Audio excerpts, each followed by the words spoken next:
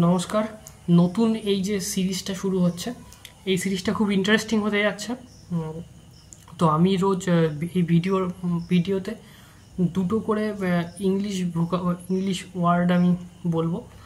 তাদের তোমরা parts of speech এবং তাদের সিনোনিম অ্যান্টোনিম কী হবে সেটা তোমরা কিন্তু কমেন্টের মাধ্যমে জানাবে। তো এর মাধ্যমে কি হবে, তাতে কিন্তু তোমাদের ভোকাবুলারির স্টকটাও বাড়বে এবং পাশাপাশি তোমাদের ভিডিওটা দেখার ফলে তোমাদের কিন্তু একটা চর্চাও থাকবে, তোমরা একটা প্র্যাকটিসের মধ্যে থাকবে।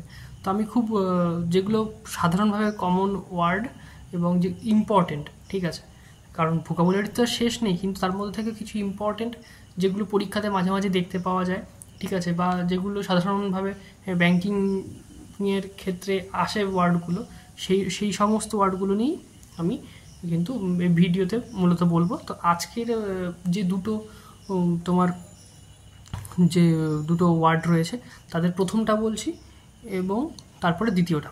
তো তোমরা দুটো ওয়ার্ডেরই পার্টস অফ স্পিচ, মানে সেটা নাউন না প্রোনাউন না অ্যাডজেক্টিভ না ভার্ব কী হবে সেটা তো লিখবেই, পাশাপাশি তাদের সিনোনিম এবং অ্যান্টোনিম সেই দুটো কিন্তু উল্লেখ করবে। তো আজকে প্রথম শব্দটা হচ্ছে প্যারামাউন্ট, ঠিক আছে, প্যারামাউন্ট। তোমরা স্ক্রিনে দেখতে পাচ্ছ তার স্পেলিংটা, এটার হচ্ছে পার্টস অফ স্পিচ এবং তার মানেটা কি সেটাও কিন্তু তোমরা উল্লেখ করবে কমেন্টে। আর দ্বিতীয় শব্দটা কি, দ্বিতীয় শব্দটাও খুব ইম্পর্ট্যান্ট। দ্বিতীয় শব্দ হচ্ছে ভেটেরান, ঠিক আছে, তোমরা স্ক্রিনে দেখতে পাচ্ছ এই শব্দটার কিন্তু পার্টস অফ স্পিচ এবং তার সিনোনিম কিন্তু তোমরা অবশ্যই কমেন্টে উল্লেখ করবে। তো এই রইল আজকের ভিডিও।